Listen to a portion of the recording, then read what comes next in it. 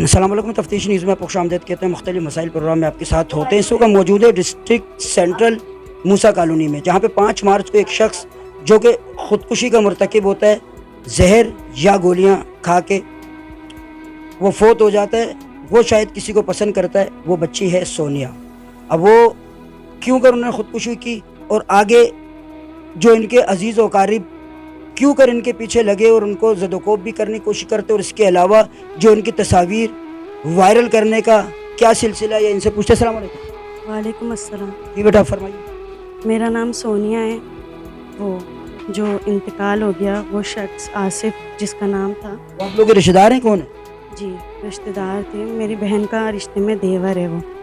تو وہ مجھے کافی ٹائم سے پسند کرتا تھا، مجھے اس میں کوئی انٹرسٹ نہیں تھا، تو وہ مجھے ہر وقت یہی کہتا تھا یہ کر لوں گا وہ کر لوں گا، بہت بلیک میل کرتا تھا وہ مجھے۔ پھر وہ مجھے ایک دن کہتا ہے میں گولی کھا کر مر جاؤں گا، یہ کر لوں گا وہ کر لوں گا۔ کیوں کہتا تھا؟ کیا پتہ نہیں، وہ بلا وجہ کہہ رہا تھا اس دن، اور مجھے خود بھی نہیں پتا وہ کیوں کہہ رہا تھا۔ تو مجھے اس نے گولی کی پکچر بھیجی کہ میں گولی کھا لوں گا، تو پھر اس میں میں کیا کروں، وہ گولی کھا رہا ہے، میری تو کوئی غلطی نہیں نا، میں نے تو نہیں کہا نا کہ تو کھا لے یا مر جا۔ تو اس نے گولی کھائی، پھر اس کے گھر والے کہتے کہ میرے وجہ سے اس نے گولی کھائی ہے۔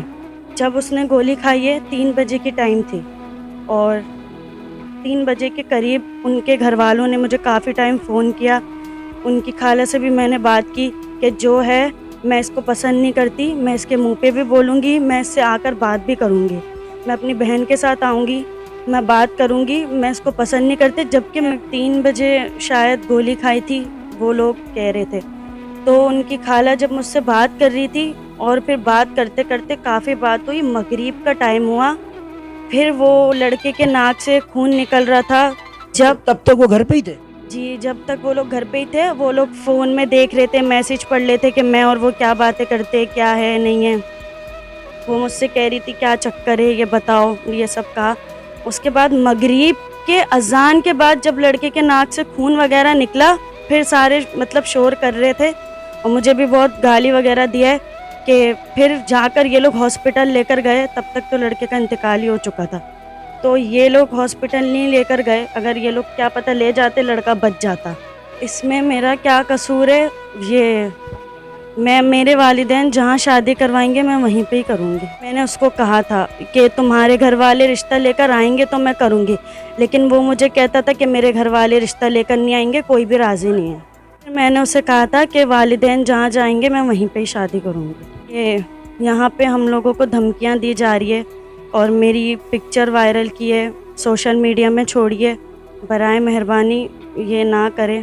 میں اداروں سے درخواست کرنا چاہتی ہوں، یہ لوگ مجھے بدنام کر رہے، آگے میری بھی زندگی ہے، میری شادی ہونے والی ہے، یہ لوگ میری پکچر ایسے سوشل میڈیا میں چھوڑ لے۔ آپ لوگوں سے درخواست ہے، پلیز اداروں سے درخواست ہے، ان کے خلاف سخت کارروائی کی جائے، اور میرے اوپر الزام بھی لگائے کہ میں نے اس سے نکاح کیا ہے، اور ایسا کچھ بھی نہیں ہے۔ آپ لوگ ان سے سوال کریں کہ اگر ایسا کچھ ہے تو وہ لوگ پروف دکھائیں۔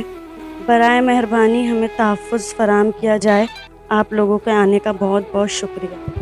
شکریہ ناظرین، جیسا کہ دیکھ رہے ہیں چھوٹی بچی اس وقت بہت ڈری ہوئی، بڑی مشکل سے انہوں نے چند گفتگو ہم سے کی ہے۔ بہرحال دیکھیں، اگر کوئی کسی کے لیے خودکشی کرتا ہے تو وہ کسی دوسری پارٹی کو مورد الزام، خودکشی کا مطلب یہی ہے کہ آپ نے خودکشی کی ہے۔ اب کوئی کسی کو پسند کرتے ہی انسان کے بس میں نہیں ہے۔ بہرحال میں التماس کروں گی تو گھرانے سے بھی برائے میری میں آپ بھی بہن بیٹیوں والے ہوں گے، کم از کم ان کے عزت کو پامال نہ کیا جائے۔ ان کی آگے زندگی شروع ہونے والی، جس کی تو چلی گئی وہ تو چلے گئی، اللہ سبحانہ و تعالیٰ اس کی مغفرت فرمائے۔